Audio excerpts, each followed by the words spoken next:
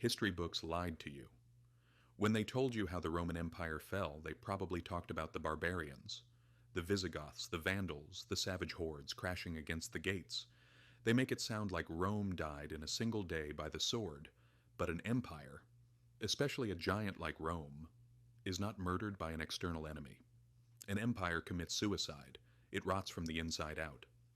Rome wasn't killed by men with axes. Rome was killed by a much quieter, much deadlier assassin. This assassin didn't live in the enemy camps. It lived in the emperor's palace. It lived in the mint. Rome was killed by inflation. Today, I am going to tell you the story of history's first and greatest financial collapse.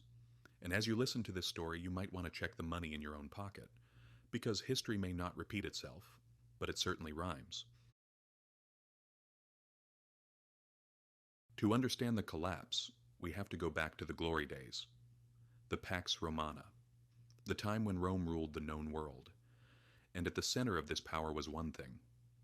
Not the legionary, but this small silver coin, the denarius. The denarius was the US dollar of the ancient world. It was the reserve currency of the planet. If you were a merchant in Syria, a trader in Egypt, or a soldier in Britain, you trusted this coin. Why? Because it was pure. In the beginning, a denarius was roughly 98% pure silver. It had intrinsic value. It wasn't just a promise. It was a piece of wealth. This sound money created the greatest free trade zone the world had ever seen. A man could work hard, save his denarii, and know that 20 years later those coins would still buy him a farm. But governments have a problem. They always do. They have big egos and empty wallets.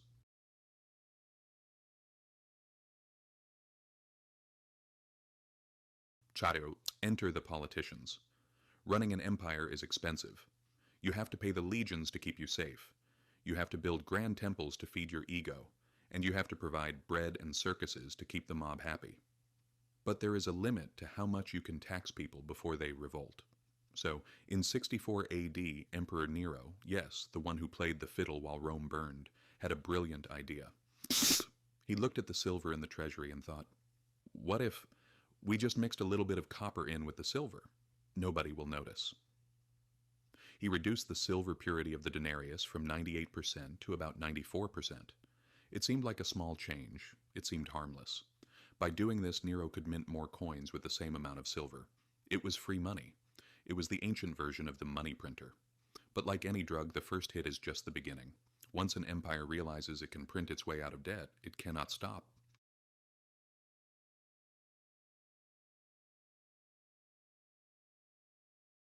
After Nero, the gate was open. The emperors who followed him faced the same problems: wars, plagues, rebellions. And every time they needed cash, they did the same thing. They debased the currency. They melted down the old coins, added more cheap copper, and reminted them. By the time of Marcus Aurelius, the philosopher king, the purity had dropped to 75%. By the time of the mad emperor Commodus, it was down to 70%. The coins were physically changing. They were no longer bright white silver. They were starting to look dull, reddish. The people weren't stupid. They knew something was happening. Merchants started asking for more coins to sell the same goods. This is what we call inflation. But the real crash, the moment the system actually broke, happened in the 3rd century.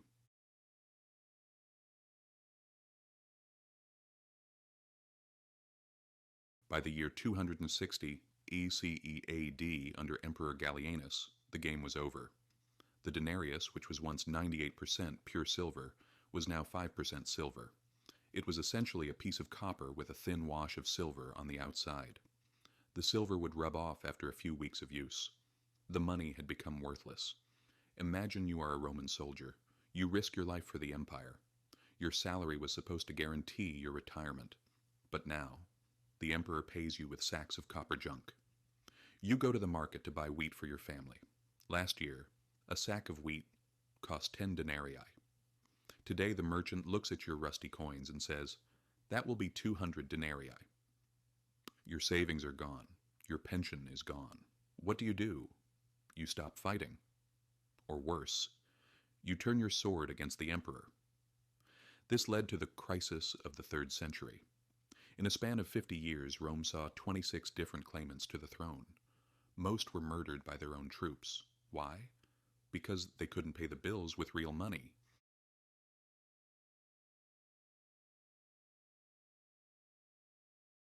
And then came the final mistake, the mistake that governments still make today.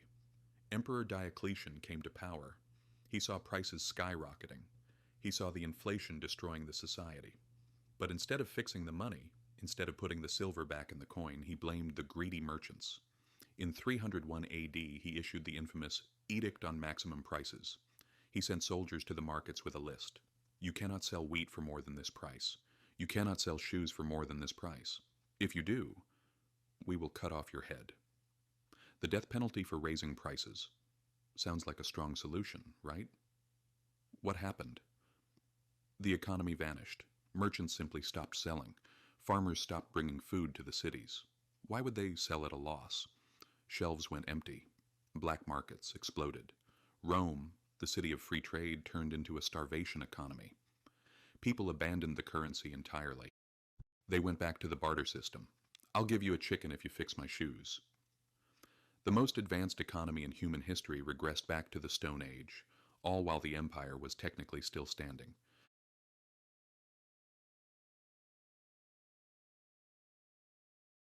So, when the Visigoths finally arrived at the gates of Rome in 410 AD, they didn't have to push very hard. They were kicking in a rotten door. The Roman citizens didn't have the will to fight. They had been taxed into poverty. Their savings had been stolen by inflation, and their economy was shattered by government controls.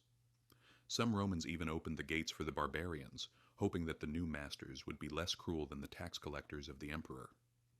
The fall of Rome wasn't a military defeat. It was a monetary collapse.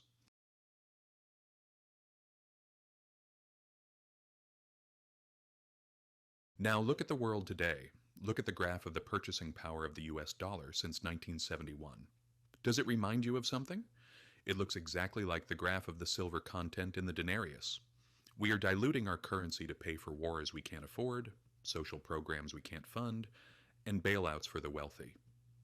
They don't clip the edges of coins anymore. They just type extra zeros on a computer screen. But the result is the same. History shows us that there is no exception to this rule. No fiat currency has ever survived forever. Rome thought it was eternal. It wasn't. The barbarians are not at the gate, my friends. The barbarians are already inside the counting house. I am finance epics.